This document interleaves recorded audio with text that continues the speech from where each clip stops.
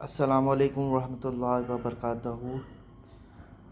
Iran में अभी एक हिजाब प्रोटेस्ट सो कॉल्ड हिजाब प्रोटेस्ट स्टार्ट हुआ है, जिसमें एक लड़की जो है उसने सारे अपने कपड़े उतार दिए हैं और बिकनी में लिटरली अपने जो है एक तरह से अंडर गारमेंट्स में है।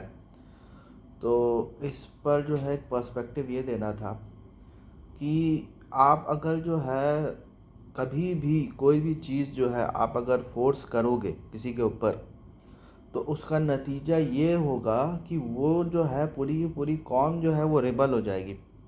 आप देखिएगा वो जो लेडी थी जिनके वजह से जो है, मुझे ठीक से नाम प्रोनाउंस नहीं कर पाऊँगा, जो ईरान में थी जिसके वजह से हिजाब के वजह से उनकी डेथ हो गई, जो कि पुलिस उन्हें पकड़ के ले गई, मॉरल पुलिस।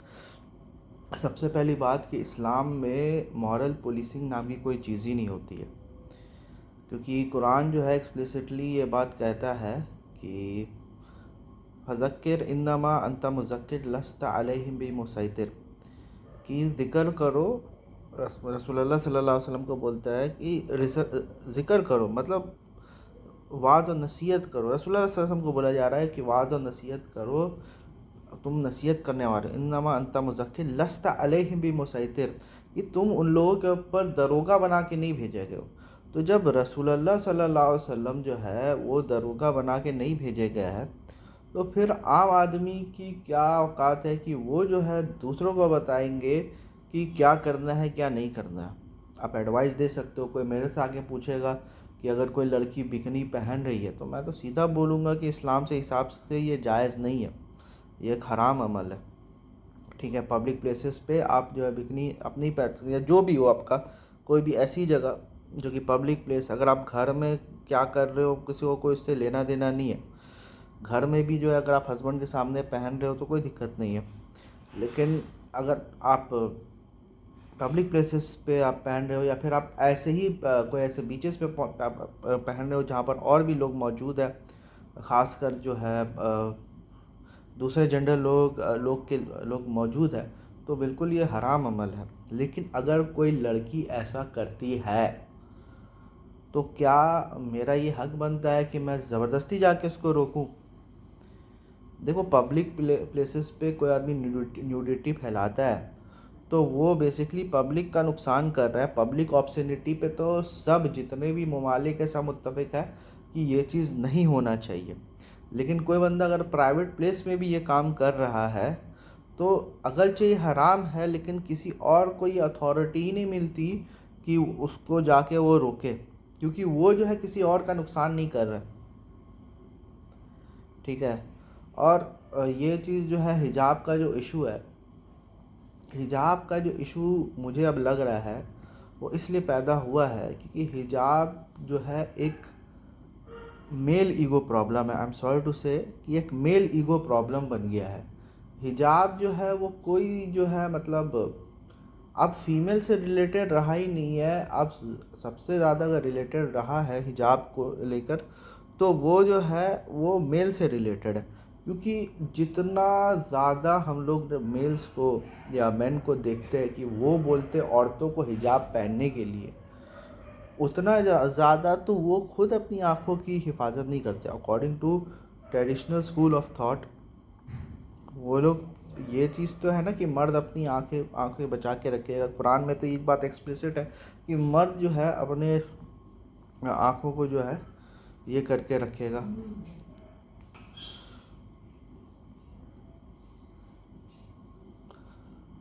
तो मर्द जो है वो रिस्पॉन्सिबल है अपनी आंखों को प्रोटेक्ट करने के लिए। लेकिन आप देखिएगा अभी डॉक्टर जाकिर नाइक साहब आए हैं और भी बहुत सारे जो ट्रेडिशनल स्कूल ऑफ थॉट है, वो खासकर औरतों को बोलता है कि वो हिजाब पहने। हालांकि ये वर्ड हिजाब जिस तरह से यूज़ हुआ कुरान में, उसका वो बिल्कुल भी मतलब नहीं है जिस तरह से ट्रेडिशनल स्कूल ऑफ थॉट उसको लेते हैं। और शुरू शुरू में फुकाहा भी ये वर्ड यूज़ नहीं करते थे, वो लोग वर्ड यूज़ करते थे औरा, मतलब क्या चीज़, क्या प्राइवेट पार्ट्स, क्या चीज़, आपका जो एक्सटेंड जो सतर है आपको कवर करना चाहिए। तो आप देखिएगा डॉक्टर जाकिर नाइक भी आकर जो है यहाँ पर जो है बहुत सारी चीज़ ऐसी बातें उनको बोले, और वही जो है basically traditional school of thought है। वो ये बोलते हैं कि एक आदमी अगर 20 मिनट तक जो है किसी औरत को देखता है और उसको कुछ नहीं होता है तो उसको साइकेट्रिस्ट के पास जाना चाहिए। हम बोलते हैं for the sake of argument agreed. तो मेरा ये सवाल होता है कि 20 मिनट तक एक आदमी उस औरत को क्यों देख रहा है जबकि कुरान ने क्लियर कट ये बात बता दिया है कि अपनी निगाहों को रिड्यूस योर विजन, अपनी निगाहों को रिड्यूस करो, यगुस्सु मिन अब्सारिहिम, कि अपने जो है निगाहों को जो है नीचे रखो, निगाहें ताड़ने वाली नहीं होगी। ये बात क्यों बोला है? तो वो 20 मिनट देख क्यों रहा है और उसका देखना क्या जायज़ हो जाएगा? और इस बेसिस पे जो डॉक्टर जाकिर नाइक ये बात बोल रहे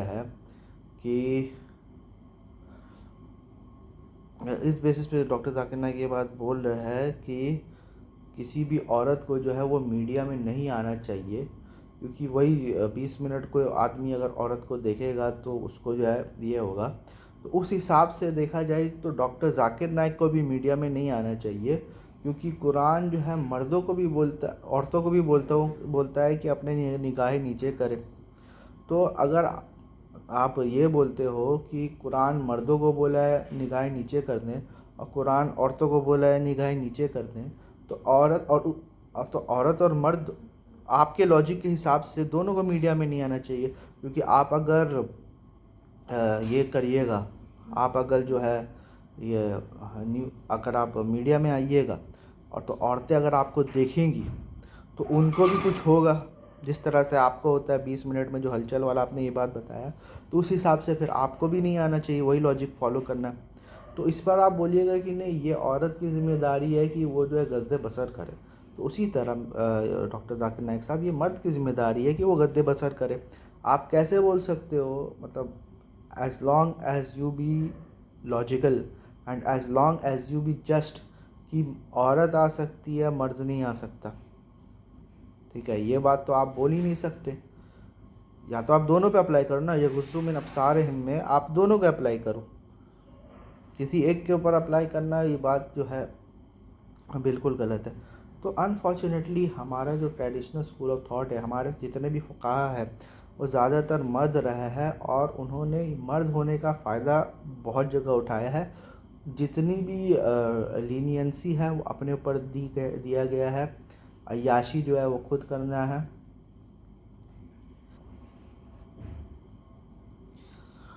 तो मर्द को जो है वो उसके ऊपर भी जो है मतलब मर्द के हिसाब से जो है वो जो है जितनी अय्याशी करे। आप देखो ना, जो ट्रेडिशनल स्कूल ऑफ थॉट है वो ये बोलता है कि मर्द को जो है 4 शादी करना चाहिए, और जो उसको जो है औरत को से इजाज़त भी नहीं लेना चाहिए। मर्द के लिए मिस्यार मैरिज खुला हुआ है, मुता खुला हुआ है, और आप देखिएगा कि औरत जो है वो ट्रैवल नहीं कर सकती है इधर पर मर्द के बगैर। तो मर्द को जो है फ्री लाइसेंस दिया गया है। पूरा जो ट्रेडिशनल स्कूल ऑफ थॉट के बारे में बात कर रहा हूँ, इस्लाम के बारे में बात नहीं कर रहा हूँ। ये जो राइज नुक्ता नज़र है इस्लाम का, उसके ऊपर मैं बात कर रहा हूँ कि मर्द को जो है खुली छुट्टी दी गई है कि आप ये करो, आप सेक्स स्लेव्स रखो, ठीक है? जब ये लोग इंडिया में आए थे तो लोगों ने हिंदुओं से शादी किया और उन्होंने बोला कि नहीं हम हिंदू को भी अहले किताब समझते हैं।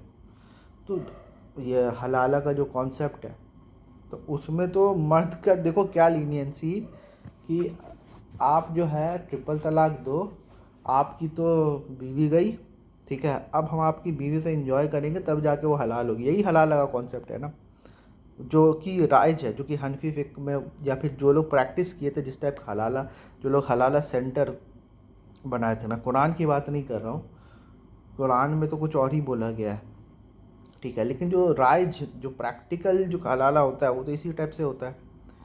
फिर अभी ट्रिपल तलाक पे जो है कितना जो जलील हुए मुसलमान लोग यहाँ पर इंडिया में। अगर आप ये चीज़ खुद ही बंद कर देते तो एक एंटी मुस्लिम गवर्नमेंट को मौका नहीं मिलता आपको जलील करने का।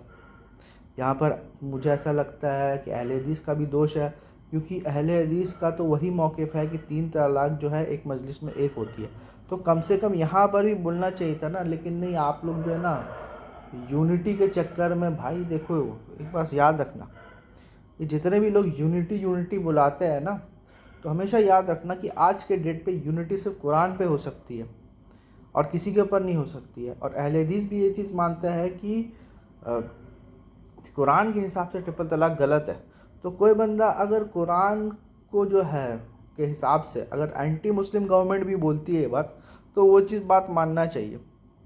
इनफैक्ट ये चीज़ तो पहले ही हो जाना चाहिए था।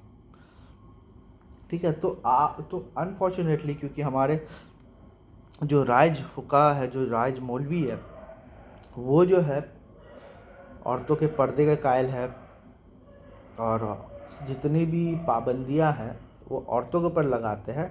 इसलिए आज के डेट में बहुत सारी औरतें ये सोचती है कि औरतों के पास दो चॉइस हो जाता है, इवन मर्दों के पास हो जाता है, लेकिन आज स्पेसिफिकली जो है मैं औरतों के हिसाब से जवाब दे रहा हूँ कि औरतों के पास सिर्फ दो चॉइसेस रह जाते हैं। एक तो ये चॉइसेस रहता है कि जिस तरह का दीन ये मौलवी पेश कर रहे हैं उस दीन को लात मारो और आगे बढ़ो, और वो हो रहा है। अनफॉर्चुनेट, बहुत अनफॉर्चुनेट है कि बहुत सारी ऐसी लड़कियां जो थोड़ी सी आज़ाद हो जा रही है, जिनको थोड़ा सा फ्रीडम मिल जाता है, जो यहाँ से वहाँ चले जा रहे हैं, उन्होंने दीन को ही छोड़ दिया।